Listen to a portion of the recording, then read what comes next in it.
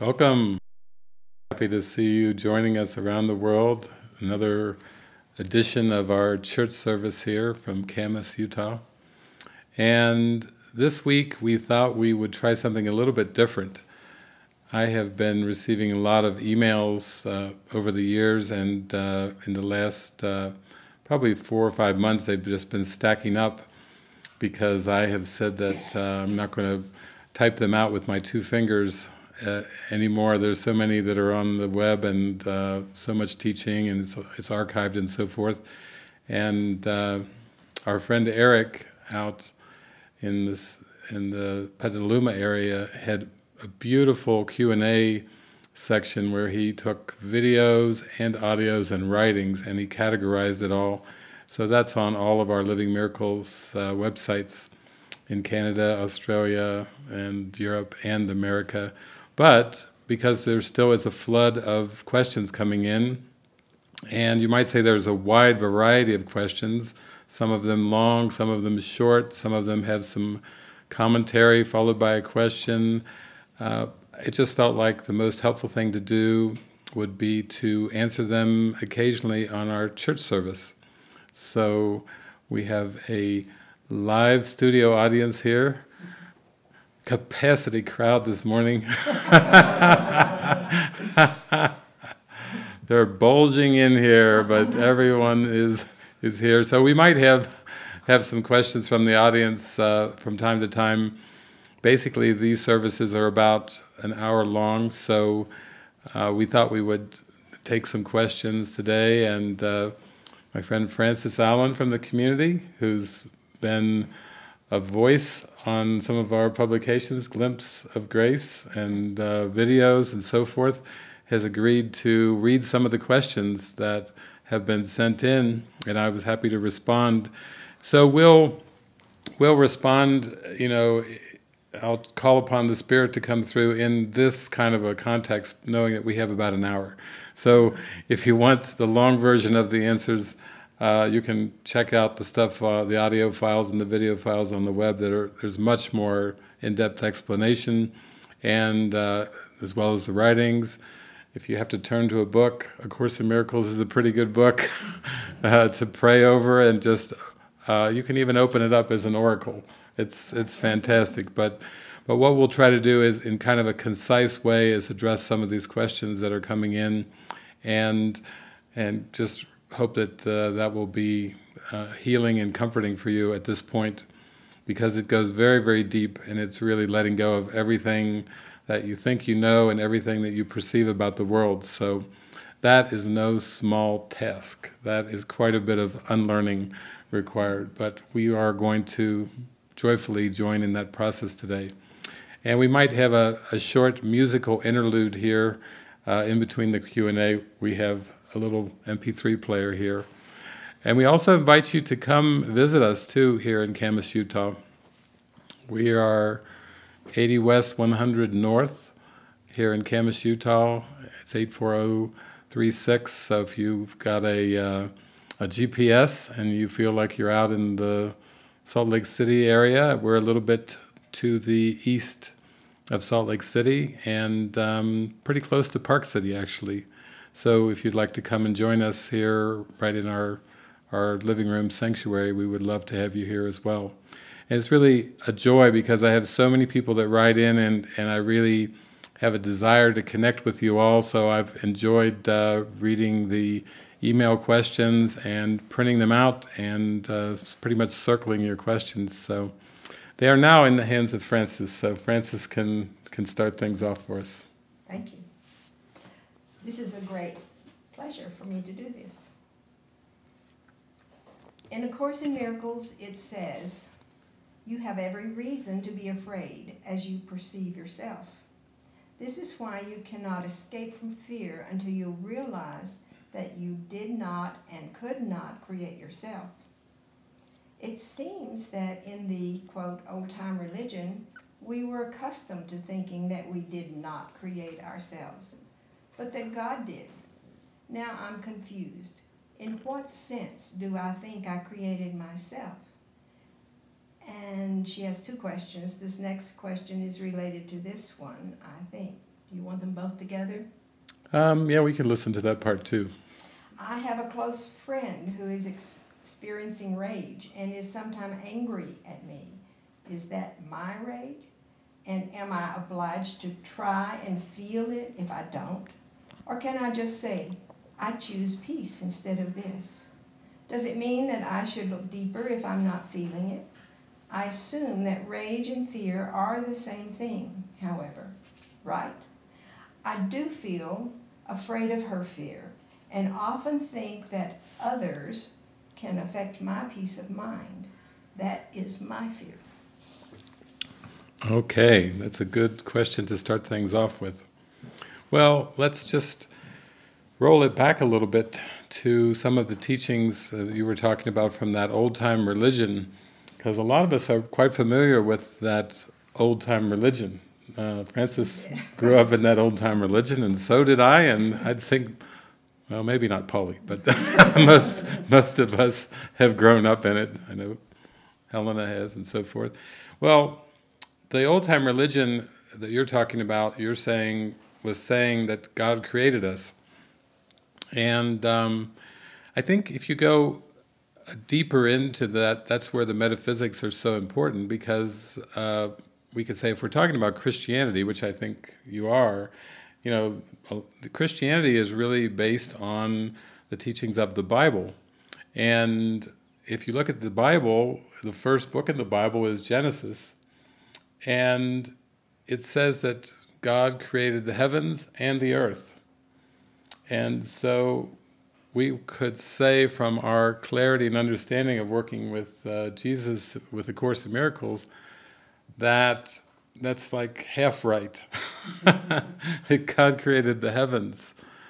But we could say the ego or the error or Satan projected the earth and the whole cosmos, all the planets.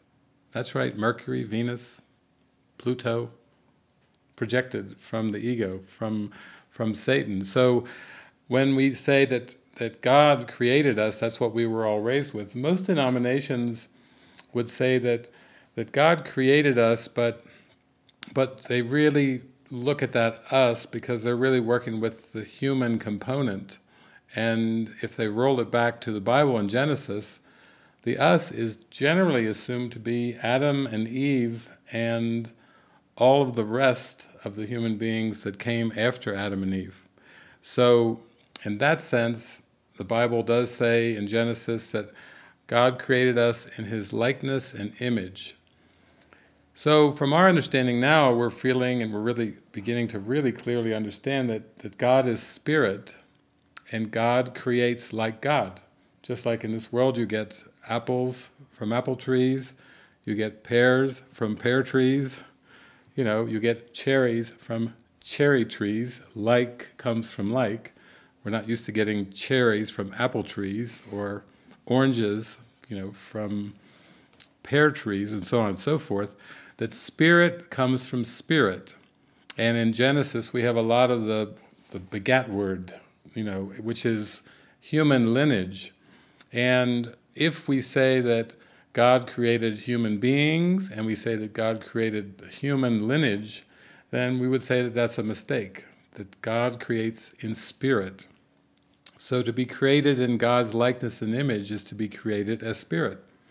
And we could say that the Christ idea, the holy child of God, the Christ idea that we are, that we share, that's pure and perfect in innocence, is spirit.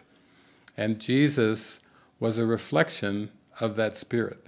So in that sense, he was a way shower. How so? It was the Holy Spirit using the body of Jesus with words, with actions, with smiles, with hugs, with friendly, loving gestures. It was the Holy Spirit kind of, we could say, moving the puppet and letting us all know that we're innocent through the movement of that puppet.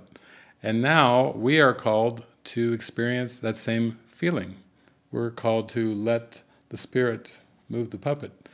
Now this second part of that question gets a bit into rage, and that really ties into the first question in the sense that the teachings of A Course in Miracles Jesus is telling us you cannot create yourself. You were created by God, and you are as God created you. So when you believe that you can invent yourself, and that means not only a personality self, but it means a world and a cosmos that surrounds the personality self, that means that, I think the word inventor is a better word than creator. I think fiction in that reference is a better word than reality. And I think illusions in that context is a better word to describe this cosmos than truth, which is spirit. So what we're doing is we're practicing forgiving or releasing illusions from our mind that we may know who we truly are. Rage comes up whenever we identify with the ego, or in Christian terms with Satan, and that is a misidentification of ourself. And why is there rage? It's because the ego is raging at God, wanting God to say, oh, I give you blessings, oh fantasy self and fantasy world, and God doesn't. God creates in eternity, God creates true reality, and God wouldn't be God if God said, okay, go ahead, mess it up, that's okay. It's really the Spirit of God, and the Holy Spirit is calling us back to that remembrance. So in a specific question, you're asking, is this person that I'm seeing raging a reflection of my rage?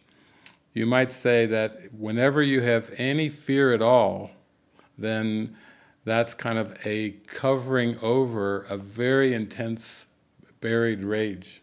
So even if you feel afraid of your friend who seems to be raging, or you feel even slightly sometimes irritated, or maybe you're just confused. You come out into the hall and you have a raging friend and you just scratch your head and go, what did I do?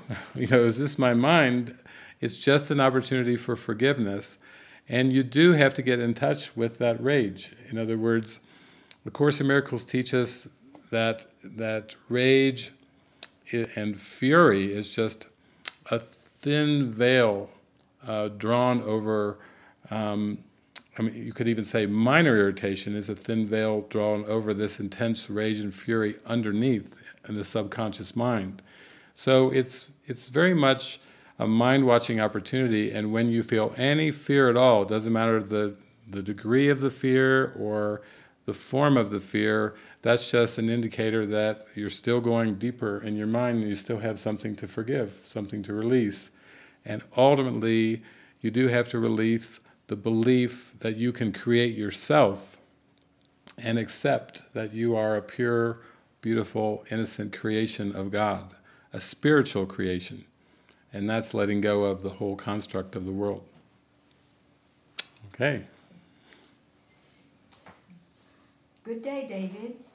I've started inquiry in my following the Course, bringing my illusions to the truth, and I wanted to see if you can help me by email.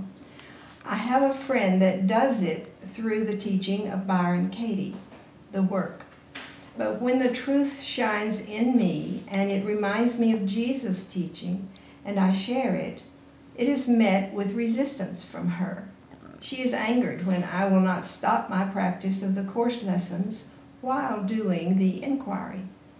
I asked another friend whose reply was, when I do the work, I do the work. When I do the Course, I do the Course. Can you help?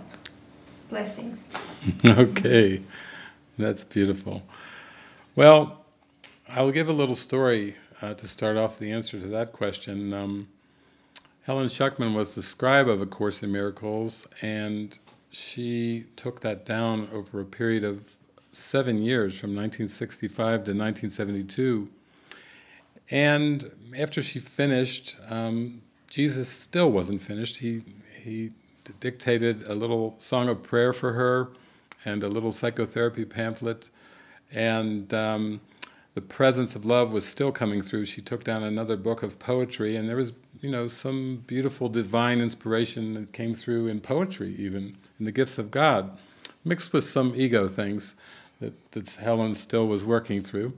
But that's part of the practice. And afterwards, when the Course was published and she would do a bit of traveling, she would listen to a lot of people talking about A Course in Miracles, which was really an intimate experience for her, taking this down in shorthand over 7 years.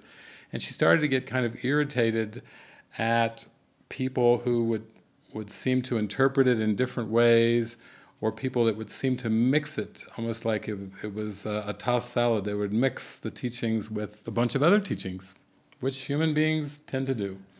And she started to become a little irritated at this, they're messing with my Course. She was, you might say, she might have had a little attachment after putting all that work, years of work into it. They're messing with it. Maybe I'm paraphrasing a little bit, but that's the general idea. And so finally she went to Jesus and joined with Jesus. And Jesus had a very interesting thing to say to her. He said, "Take not another's pathway as your own. Neither should you judge it." You can feel the presence of Christ coming there. In other words, the Course is just one form of the universal curriculum among many, thousands of forms, and it is very direct. In fact, the Course actually says, this Course has everything that you need. That's pretty good if you're working on a pathway and the pathway is saying, "I got the complete package here. You can make it home with this." And it's also saying that it's not the only way. So it's saying that truth is an experience. It cannot be described or explained, only experienced, and that there are many forms of the curriculum to reach God. So that kind of covers a lot of bases. Now, specifically with this question, I would say that a lot of people do this kind of the spiritual smorgasbord of many, many teachings. And I would say that I would be in that category in my life as I was reading many different spiritualities and philosophies, and I was really I considered it quite open-minded with all of these things. And I did get a guidance from the Spirit at one point, which was basically, don't skim the surface, go deep. In other words, the point of any of these curriculums or any of these forms is to get to the point where you have an experience and you basically let the pathway go and you go, I am as God created me, or maybe just I am. That would be a great recognition in which the pathway seems to end, and you've reached the top of the mountain and you have a great view of the whole cosmos from the top of the mountain, so to speak, in consciousness. So I would say that that certainly the work in Byron Katie's teachings are very, very helpful, and it doesn't have to be an either-or, but it does come down to really being in touch intuitively with what serves you. And if you find that a teaching is taking you inward, you don't have to, make a profession of being a student of the work or a student of A Course in Miracles. The Spirit is not asking you to kind of take an allegiance and take a stand for one path or against one path, but it is saying, just be honest with yourself and practice with everything that comes into your awareness. Practice the teachings. So I'm sure if Byron Katie was sitting here, she would say, the work only works if you practice it. And if Jesus Christ was sitting here with us, I think he is somewhere.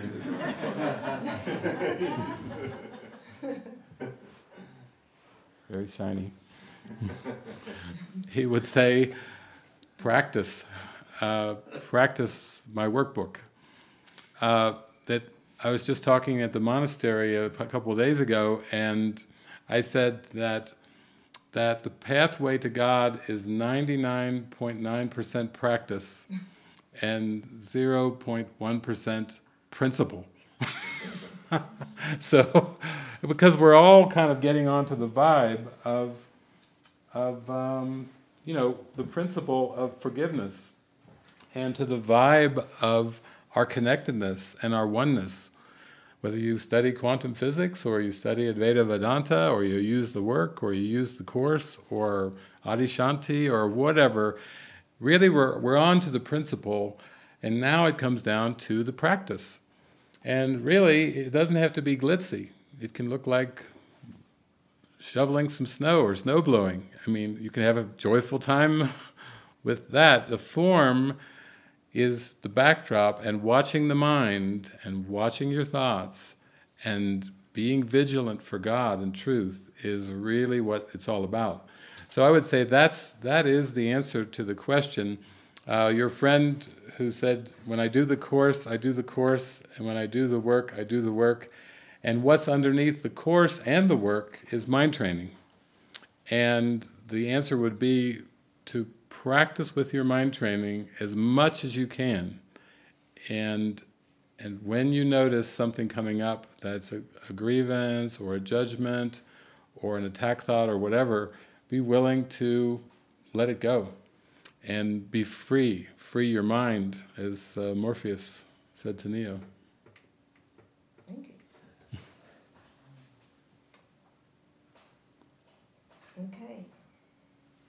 If I totally devote one situation to the purpose of forgiveness, will I attain peace right away? Okay. If I totally devote one situation. Oh, we have someone joining us. Well, I would say that I've done a lot of talks on hypotheticals. And what I mean by hypotheticals is, in the Manual for Teachers, in the clarification of terms, Jesus says that the mind or consciousness is described as if it has two parts. And he puts those two words, as if, in italics. And whenever Jesus italicizes words, it means pay attention, just like when we have italicized words, as if it has two parts.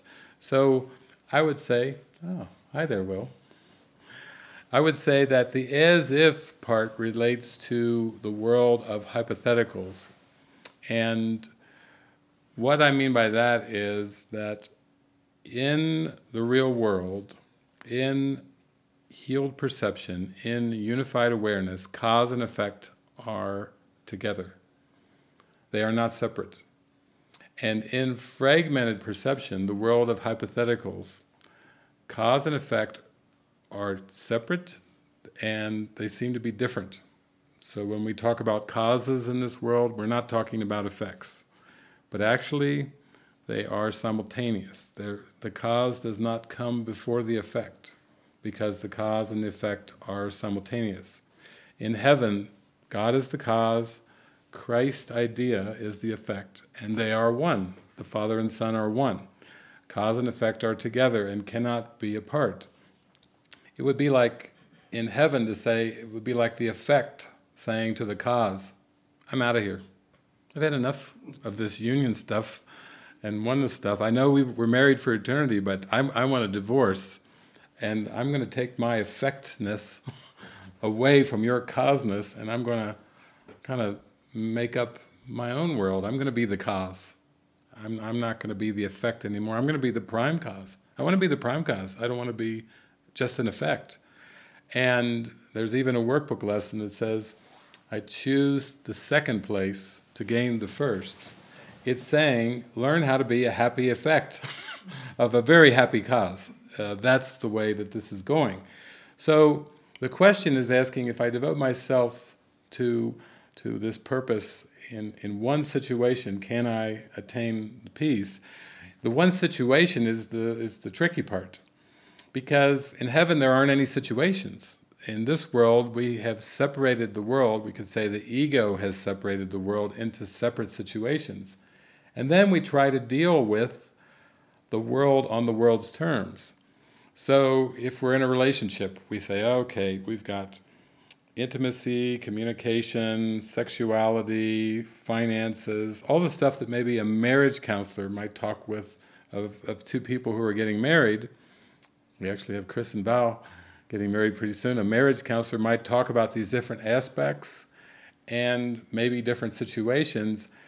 And what the Course is really saying is that the problem with perception, it's so fundamentally distorted that you are thinking now in terms of situations where what you really are in heaven is just pure abstract love and light. So you have a problem of situational thinking, and you're trying to solve the situations.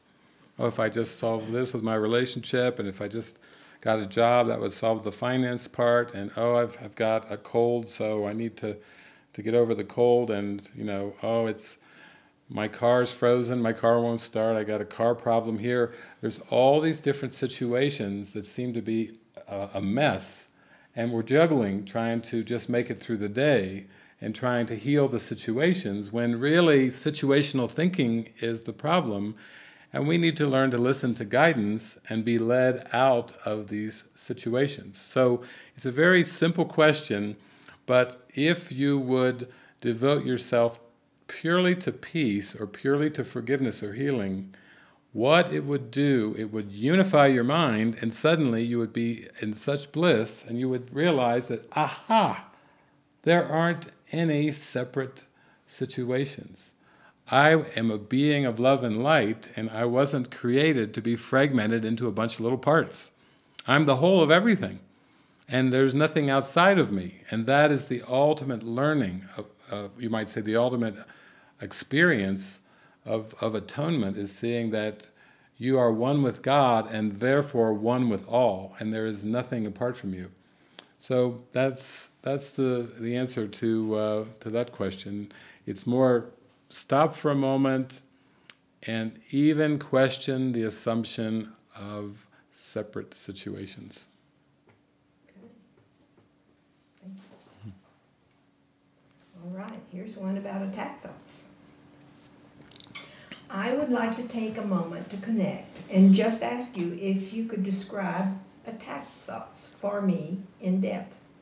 It has been in the forefront of my awareness of late, and I feel a deep urgency in fully grasping exactly what attack thoughts are and how to let them go. Although my clarity on the topic has increased, there is still a block to understanding fully what constitutes an attack. I really want to understand this. Thank you so much for your help in this endeavor. Okay. That's beautiful, Jessica. It's a beautiful question because the topic of attack thoughts is very subtle and it goes very, very deep, and we do need to ponder it and go deeper with it. On the surface, it would seem that attack thoughts are negative thinking. And that would be if you went with a microphone around and you interviewed people on the street and you say, what do you think an attack thought is? They might say something like a negative thought, or maybe a judgment or a grievance or something, and that's at the surface what you would probably expect to hear. They probably wouldn't say positive thoughts. In fact, I bet if you interviewed 1,000 people, I don't know if you'd even get one that would say, an attack thought? Oh yeah, it's positive thinking. They probably would not get that at all. That's why when you get into A Course in Miracles, you are going down the rabbit hole, because negative thinking and positive thinking are the same. A criticism and a compliment. I know they seem really different to the ego. The ego would say there's a big difference between a criticism and a compliment, because one is hurtful and one is kind of nice. But when that criticism or compliment is relating to the personality self or the world, what it is it's a judgment on the world. It takes the world of images and it divides the world up into the good images and the bad images, the positive images and the negative images. And you might even say, the positive thoughts and the negative thoughts. So I don't know if you're watching Norman Vincent Peale, The Power of Positive Thinking, Robert Schuller, The Power of Now, all the different things that have been spoken about. But actually, when you start working with the Course, what you're starting to see as you go a lot deeper is that thoughts about the future and thoughts about the past that distract you away from being 100% totally present and peaceful, those are also attack thoughts.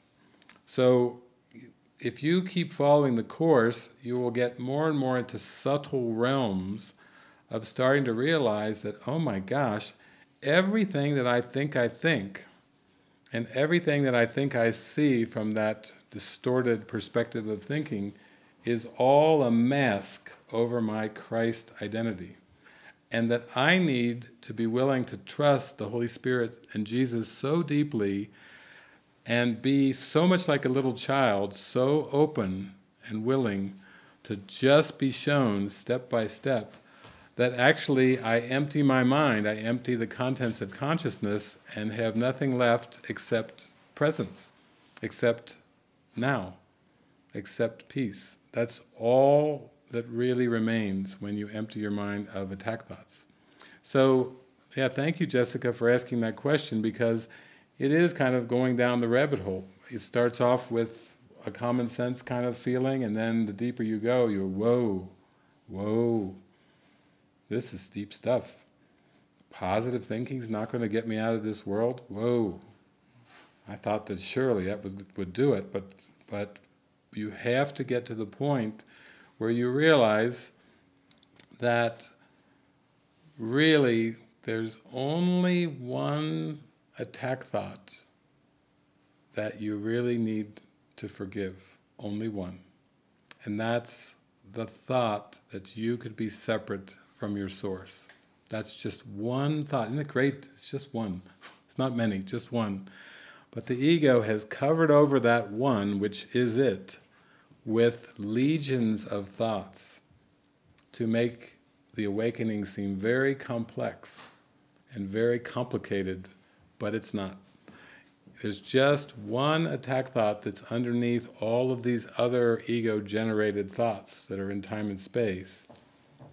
And once you realize the unreality of that, you are essentially home.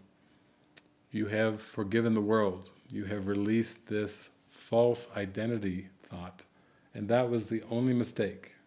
All the other is part of a giant covering, giant distraction to guard against. Be still and know that I'm God.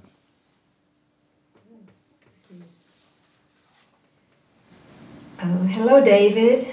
I've been watching my mind as much as I can. I was reading Healing in Mind, and you said, pay attention to the thoughts that come into awareness, detach, desire healing. I want to know about the detach part. I thought you were supposed to accept and really feel the anger or annoyance. Detaching seems more like ignoring it. I would like to practice detaching. I find this easier to do with my mind. Like when I argue with my wife, I'm getting better at just ignoring my anger or annoyance. I'm detaching. Is this the correct practice? Thank you, Ian. Okay, Ian. Well, let's take a look at detachment, because this is a word that's used a lot in Eastern philosophy and Buddhist philosophy, coming to a state of detachment. True detachment is really just, I would describe it as just seeing the false as false. As long as the world is divided into parts, and this relates to our previous question, and you think that there's some good things about this world and some bad things about this world, and you would like to detach from the bad things and attach to the good things, the ego is like a little spider sitting back in the web going, ha ha ha ha ha, gotcha again. Because the ego will come up with its own version of detachment. And that's why it's good that you brought up that word, ignore. A lot of times people they're involved in relationships and they say, you know, I'm really going to detach from this world. I'm going to detach from my spouse. I'm just going to turn him or her off. They can just rattle on all they want. And I'm just going to turn it down. In fact, I've actually met families where the mother or the father was way up in years and had a hearing aid, and the children, he just looked so peaceful that the children suspected that he had turned off his hearing aid completely.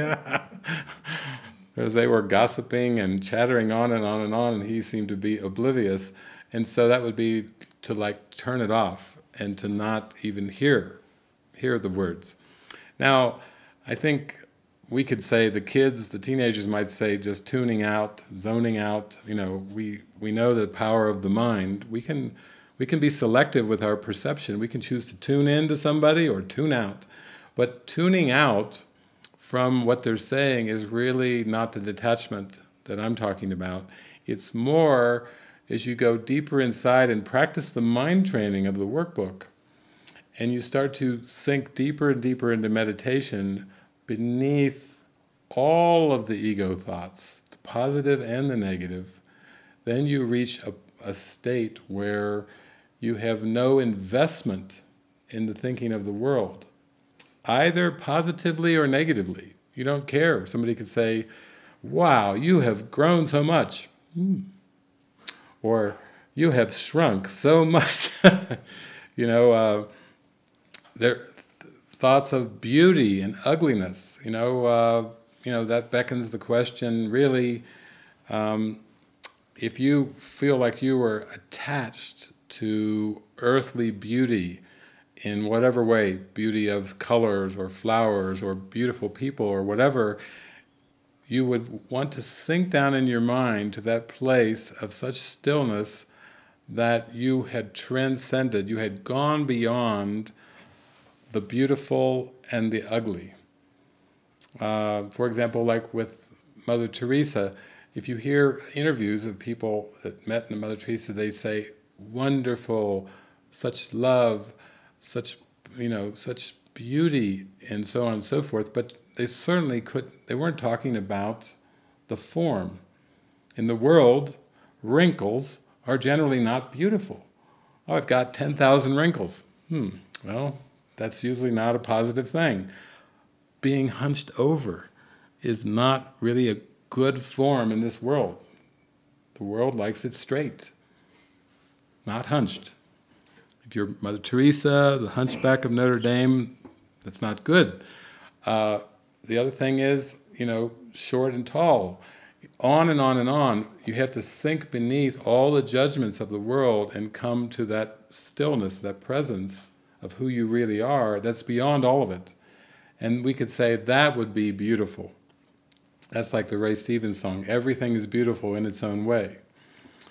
And that in its own way is a state of non-judgment. That's where the beauty lies, not in the form, not in the positive judgments or the negative judgments, but in the essence that's beyond both of them.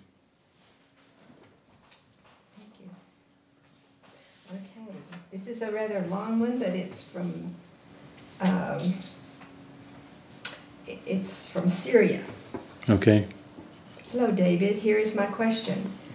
People here in Syria are split between supporters, opposers, and neutrals. I'm fluctuating from one to another and can't take a stand. It seems that spirituality asks us to be neutral, but I'm fed up with being neutral while seeing my country on fire. I want to know how my country will change for the better if I do nothing and just watching my mind and being passive. Exclamation points. If everybody did like me, will the strict regime change here? Will we have a political and opinion freedom? Will my country be more developed and open?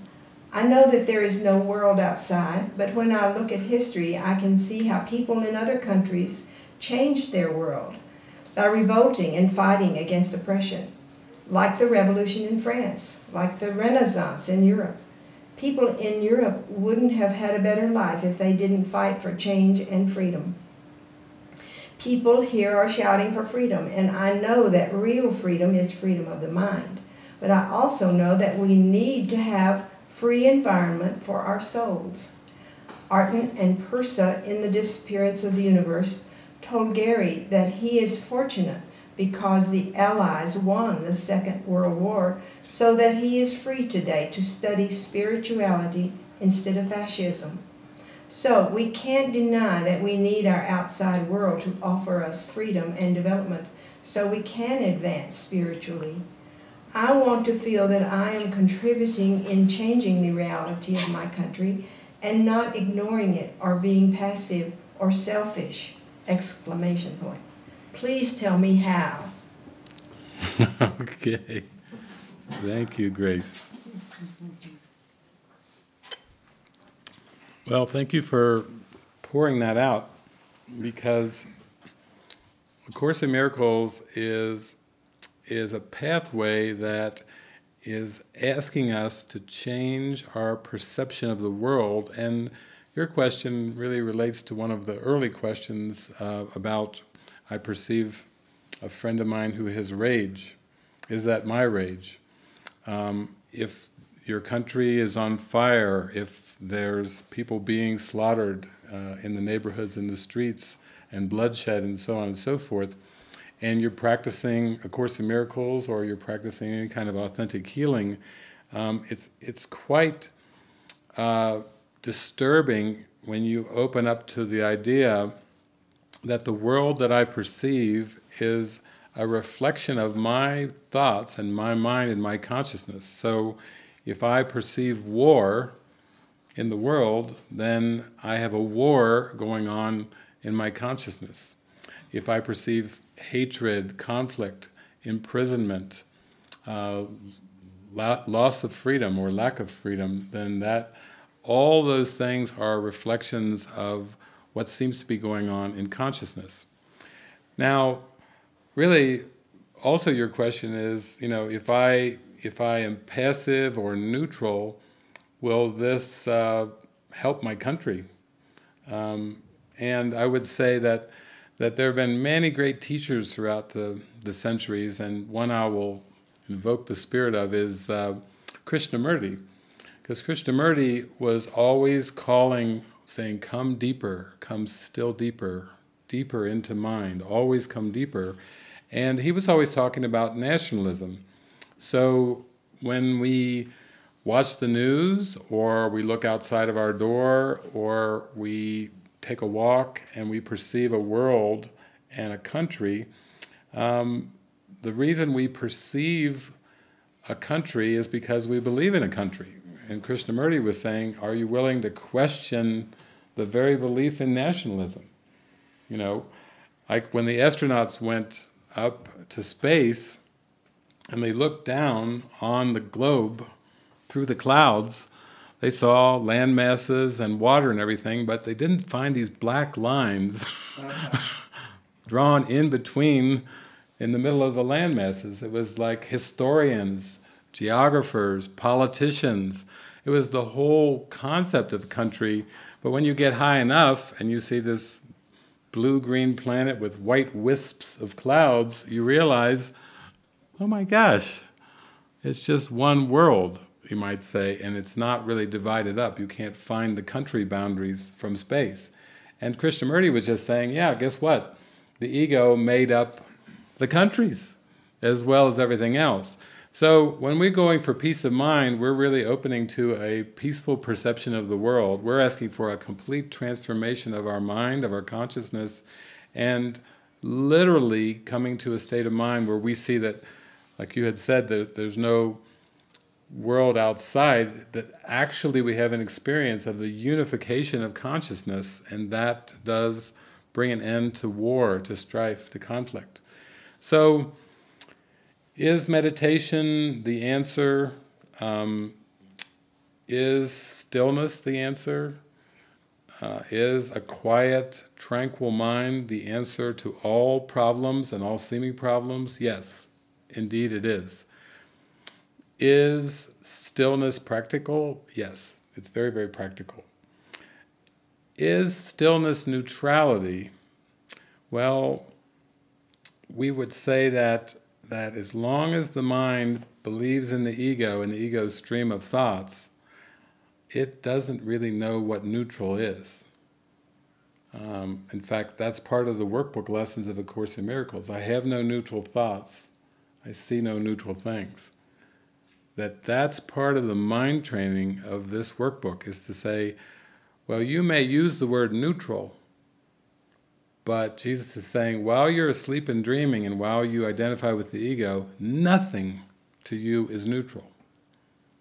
Nothing. Not a rock, not a twig, not a flake of snow. Nothing is neutral as long as you believe in these egoic thoughts. And true neutrality, which would be true detachment, like the previous question, would be a complete letting go of everything. Now, I have to say that your question also beckons the question of freedom, because that really was, I think, very much at the core of your question there. In A Course in Miracles, Jesus says, what do you want? Freedom of the body or freedom of the mind? For both you cannot have. Ooh, that's good. We're on to something there. Both you cannot have. And then he goes on to say, basically, that you can only have freedom of mind. You can never, sorry Arten and Persa, but Jesus just has to say it. You never can be fortunate that you live in one country or another country, or one spot on earth or another spot on earth. Because Jesus says the holiest spot on earth is where an ancient hatred has become a present love.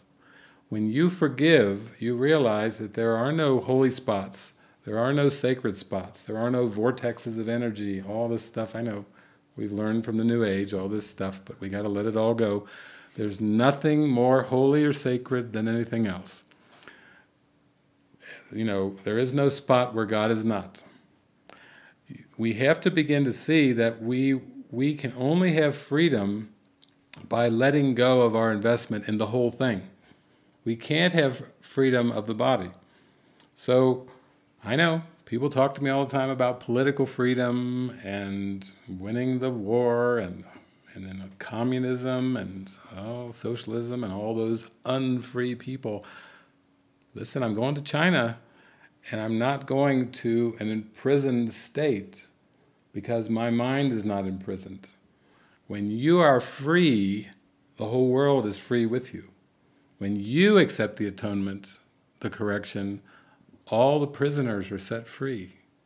The gates are open, the bars are dropped. Everyone is free when you accept the gift of freedom, because there's only one mind. And this illusion of freedom of the body, it can seem to be heavily reinforced by the world and commentators of the world and politicians of the world. And what I'm speaking about is not popular. But I keep coming back to that teaching in the Course. What do you want? Freedom of the body or freedom of the mind? For both you cannot have. Let's take some practical examples. Some of you have heard of Mohandas K. Gandhi. I even named one of my cats Mo after Mohandas K. Gandhi because I was such a fan. He talked about nonviolence. He was a Hindu, but he was very eclectic and open-minded with spirituality. Vegetarian, much of his life and so forth. And some of you know the life of Gandhi, or read the autobiography or watched the Richard Attenborough movie, know that he spent tens of years, he spent decades in prison. So let's look at the question, was Gandhi free? And could you be free if your bodies seem to be in prison? That's an interesting one. Could you be free? Could you be free? Could your state of mind be free? Nelson Mandela, same thing. He spent a lot of years, decades, in prison. And for Gandhi and Mandela, if you really listen to their teachings, particularly Gandhi was saying that his freedom did not depend on the British. His freedom was not limited by the British or by being put inside walls. In fact, if you read the autobiography, he actually really enjoyed it. He was exchanging vegetarian recipes. He got a lot of his writing done. He was quite prolific. I know he actually enjoyed it. How could anyone enjoy being in prison unless he was onto something? And what I think he was onto is what Jesus is talking about, freedom of the mind. Gandhi was saying, you can seem to take a lot of things away from me, but you cannot take away my dignity. And dignity and freedom are the same. So, it's a great question, and it goes very deep. But just think about those practical examples of Gandhi and Mandela, and think about the potential that holds in your own life, that you can go so deep inside and be so connected to the Spirit that you realize that you are not bound by circumstances of the world. You are not bound at all. You are free in the Spirit. Wow. Great. Thank you, Grace. That was a Grace answer to your question. For Grace. For Grace. Okay, the next one's very short. Is it ever possible to take the, quote, I need do nothing, unquote, idea too far or too literally? In other words, is it possible that I may sometimes be misusing the idea? Thanks. With eternal love, Eric. Okay. Yes. There is a section of the Course titled, I Need Do Nothing, and in it, Jesus says, you can really show me your allegiance by just one thing. And this one thing is described as, I need do nothing. So, from the ultimate sense, if you took all the power of your mind and you gave it completely over to this one idea, I need do nothing, it would be the same as giving your mind completely over to, I'll say, another form of the same idea. And that idea is, I am as God created me.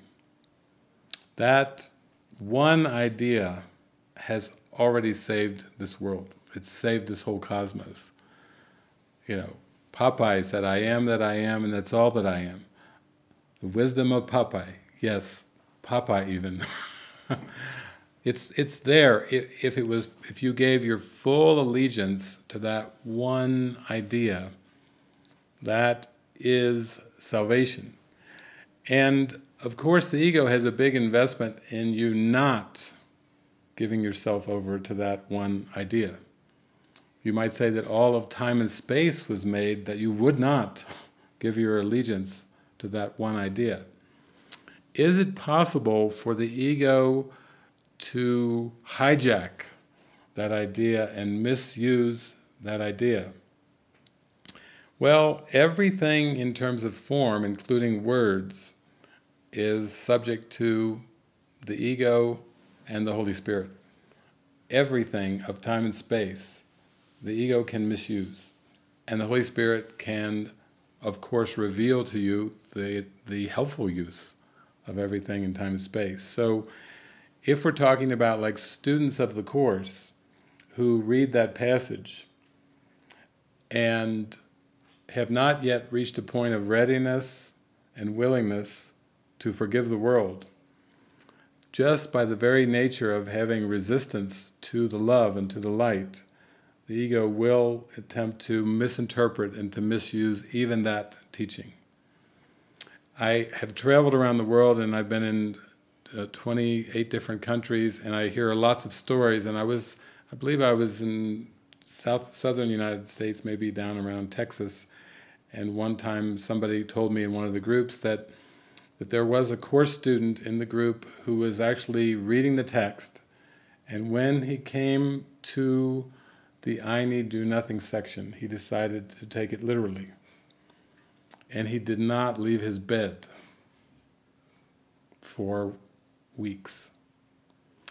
And they said it was a mess.